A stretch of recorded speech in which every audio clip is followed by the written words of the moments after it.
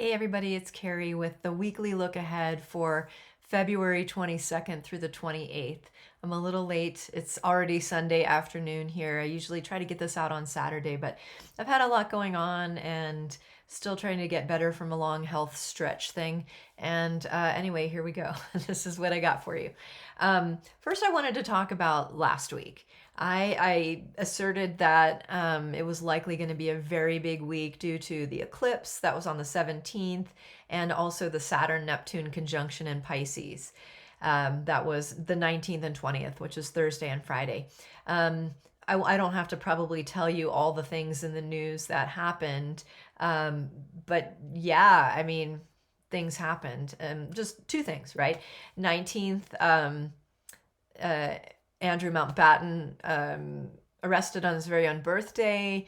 That was a big deal. I mean, that's huge. Royal family member arrested. And then the very next day, the Donald Trump suffered the Supreme Court ruling against his tariff idea. So both of those things were quite monumental in their own way. And then like there's also a slew of like a billion other things that happened. So it was a very big active week with that eclipse and then into the Saturn Neptune conjunction. So similarly this week, I feel like we're going to have just as much kind of action as we did last week. We still have that clump of planets going on up in Aquarius. This chart you're going to see with this over here. This chart you're going to see is the chart of today, February 22nd at 7 a.m. my time. So by the time I'm even putting this out, Mars will have moved already up into Aquarius, which that changes the things a little bit. Because last week I mentioned that Saturn and Mars squeezing all the planets in Aquarius is a thing. The Papakartara yoga, that sort of like difficult squeeze play on all of the planets in Aquarius. So that's going to shift in the sense that Mars is now joining the fray of those planets in Aquarius. But what hasn't changed is that retrograde Jupiter is still going to be aspecting all the planets in Aquarius, and this mutual aspect between Rahu and Jupiter is still creating quite a bit of wind, let's say. So we have all of that. But we are starting out the week with the moon just after the eclipse has started to wax. And let's keep in mind that we are in between two eclipses at this point. So the last eclipse cycle that happened, was it October or so? Like that was the most kind of dramatic in between two eclipses that I had experienced in a long time. I mean, not just me personally, but noticing things. So we're in that time. We're between a solar eclipse that happened in Aquarius, only visible in Antarctica. There's some really cool pictures of that. I wasn't there, but cool pictures. And then the moon is now waxing and it's going to meet K2 for the lunar eclipse on, I think, March 3rd. So that'll be next week's topic. So this week we've got the moon kind of free of all of those planets in Aquarius and then Saturn and Neptune in Pisces, and the moon starts out the week in Bharani Nakshatra. So that is what the moon's doing on Sunday. What other things? So Mars moves on Sunday. The other big thing of this week is Mercury begins a retrograde cycle on Wednesday, which is Mercury's day.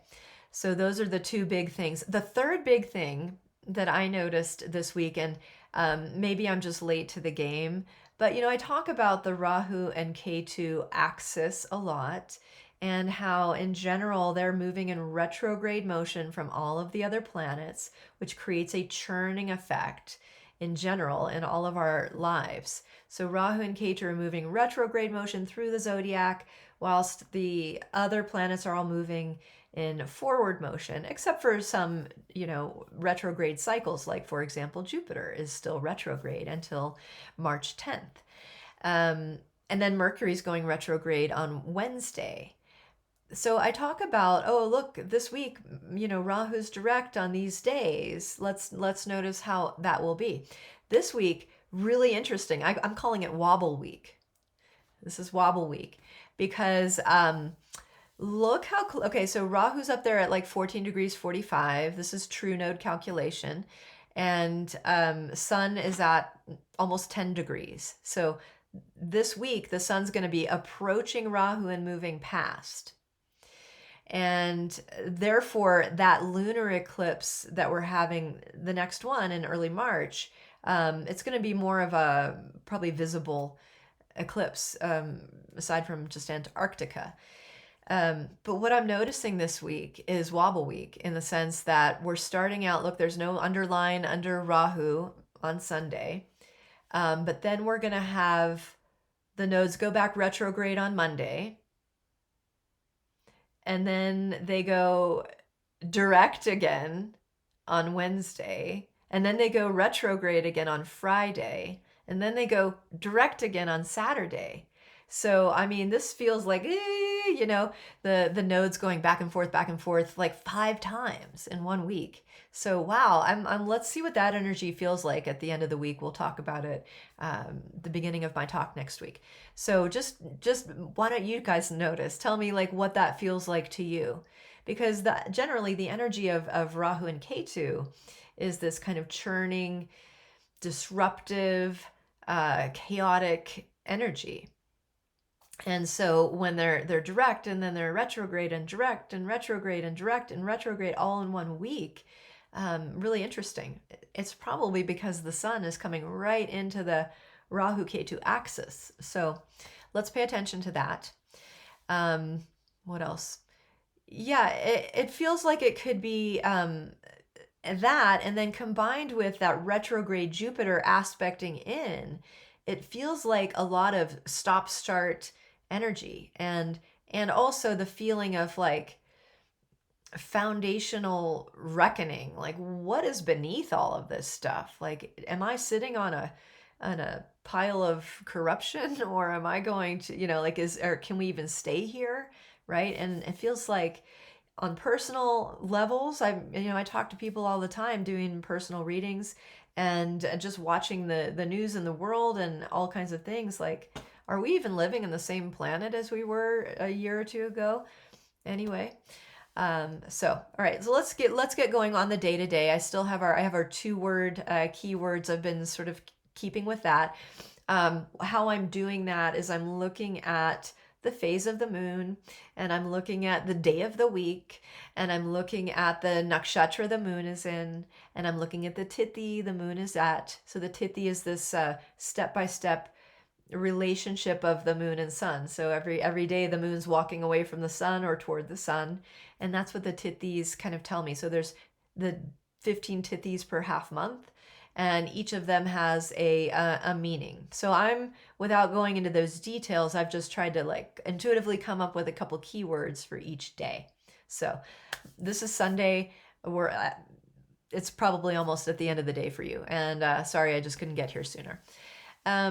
So anyway, the words for today are grow slow. Okay, this is Bharani moon. Bharani is the second nakshatra of all of them. It sits entirely within the sign of Aries, which is ruled by Mars. So for the morning of Sunday, Mars was aspecting that moon, and now that's kind of loosened up. So the moon is kind of off and running on its own, and it's waxing. So waxing moons, and it's getting bright. I was out last night, and the moon looked so beautiful in the sky, like a little smile. So waxing moon tends to feel like progress and moving forward, whereas last week with all that chaotic energy and the eclipse and the Saturn-Neptune deal, it sort of felt like breaking apart energy. So this week we're wobbling because of the Rahu-Ketu axis, but also the moon's getting brighter. So grow slow starting at the beginning of the week with the Sunday. And let's move on to Monday, sorry. So Monday, you'll see that moon is still in Aries at the beginning of the day, and it will travel over the bridge into Taurus through the day. That's called Kritika Nakshatra. And through this day, also the nodes will go retrograde. And the moon will move into Taurus, which gives it a couple of things. Taurus is the exaltation sign of the moon. So Monday is the moon day. We're getting an exalted moon by the end of that day. But we're also getting Saturn aspecting the moon. So it feels like there's this burgeoning kind of let's get going thing, but maybe with a little caution because of Saturn's aspect to the moon.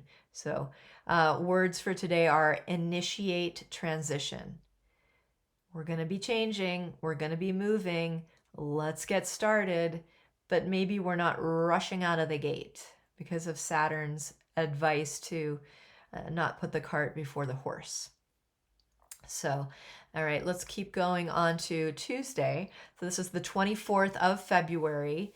You can see the moon is starting out the day in Taurus. It will be in Taurus all day long. This is Rohini Nakshatra.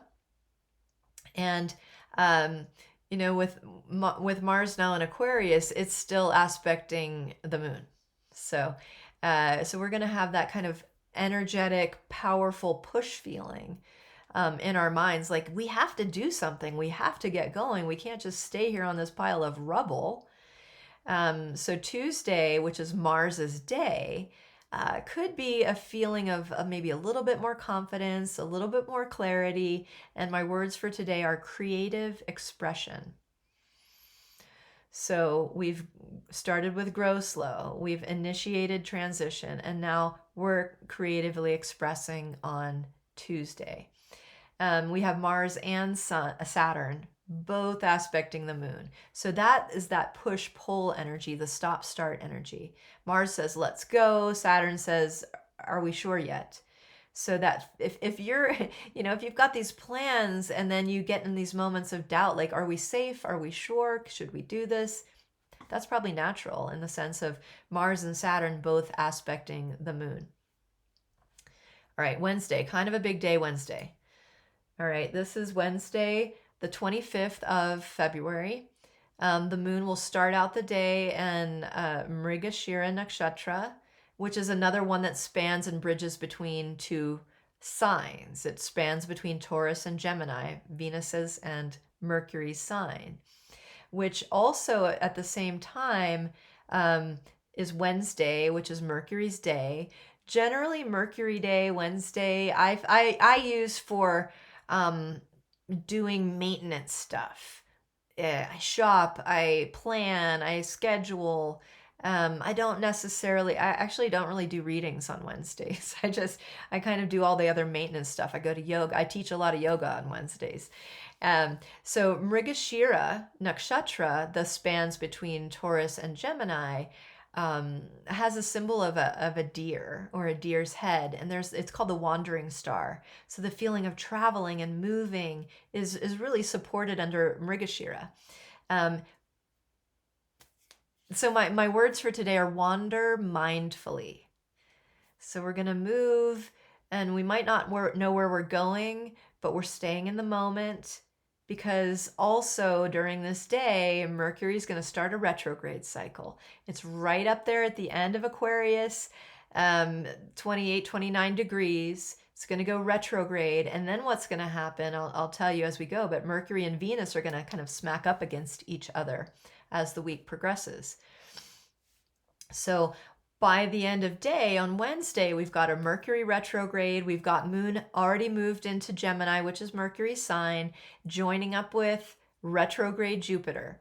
So when we grow slow and we initiate our transition and we're expressing our creativity, we're wandering mindfully, are we sure that we're actually going to get to that goal that we have set? Maybe not, right? So be flexible this week.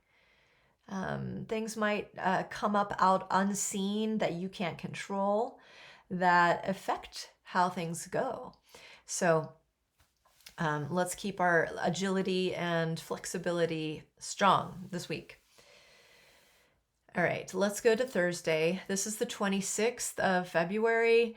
You can see the underline there with Mercury. It's retrograde at this point. Retrograde Jupiter is aspecting that Mercury, and all of the planets in Aquarius, the nodes have gone direct on Wednesday, so now we're got a direct node thing again. Saturn is no longer aspecting the moon. Mars is no longer aspecting the moon, but Rahu is, and it's with retrograde Jupiter. So if there's a lot of mind changes this week, I could see that. so don't get uptight about the fact that you had this great vision and then all of these other factors showed their head, and you're not sure where you're going now. So on Thursday, which is Jupiter's day, again, stay flexible. My words for today are investigative completion. So it might feel like, yes, we're kind of bringing things to an end, but at the same time, we're still looking deeply into things. This is an Ardra moon. Ardra has kind of intense energy. The symbol for Ardra is like a teardrop, showing there's emotions with an Ardra moon. So especially paired with this Rahu aspect and a direct Rahu and a retrograde Jupiter, again, we might not have clear resolution on this day, but we're investigating and we're finding what to complete, what to let go of. So even if you can tick a few things off of your list on Thursday, that would be great. But some of that ticking and some of that work that you're doing to get things finished might lead to other questions or other rabbit holes. So that is Thursday. Friday is the 27th. We're almost at the very end of February. And we've got the retrograde Mercury. It's Venus's day. And now look at Venus up there at 27 degrees 14. Venus is advancing toward the end of Aquarius while Mercury is now coming back. This is war.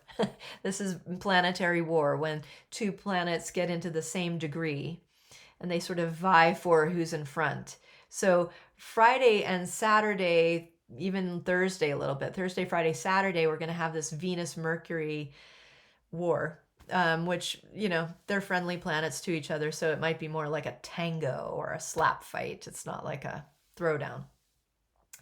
And don't get frustrated this week because things aren't clear, because they're not going to be clear. A lot's going to be coming out. We're going to have probably politically and in the news, this is going to be a wild week. We'll review that next week and see how I did. But yeah, I'm just kind of sitting on the edge of my seat, seeing what will happen. So this is Friday, Punarvasu Nakshatra. Jupiter is also in Punarvasu Nakshatra. So this is, Punarvasu is very positive nakshatra. It's all about returning to the light, and Aditi is the Devata, and it's like, the beings of light have a lot to do with Punarvasu. It also spans over into Cancer. So by the end of the day, or by Saturday morning, you'll see that the moon's gone to Cancer. So words for Friday: joyful purpose. So despite all the whirlwind energy that's going on this week, we still have to stick to our path. I've been mentioning that. Like, we can't control everything that's going on in the world, but we can focus in on, even if we don't know where our next step is, we can at least hone back into, what am I doing here? What is important to me? So joyful purpose.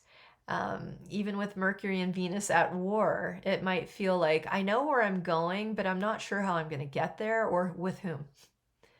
So that could be the feeling. And man, look at that Aquarius. We got 5 planets in there still. And Jupiter is aspecting that. So there's a lot of probably ideas. This is brainstorm energy. So at least you could do is be creative and write things down, even if they're wacky and you don't really think they could work. There might be something in the compost of all these ideas that actually give you a clue once things start settling down. So joyful purpose for Friday, the 27th. Okay, now let's go to Saturday, very end of the week. Hopefully by next Saturday, you'll have my next weekly forecast and I'll be on time again.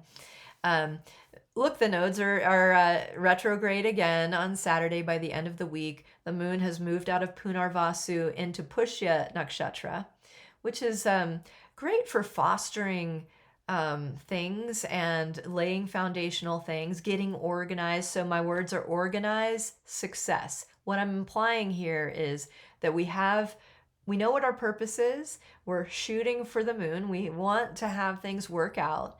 But with all of the instability around us, we might feel like I'm not organized. So Mercury retrograde, Jupiter retrograde, aspecting it, like in Rahu and all of that stuff, it's like it does feel disorganized. It feels like we keep trying to build a house of cards and they're just knocked down.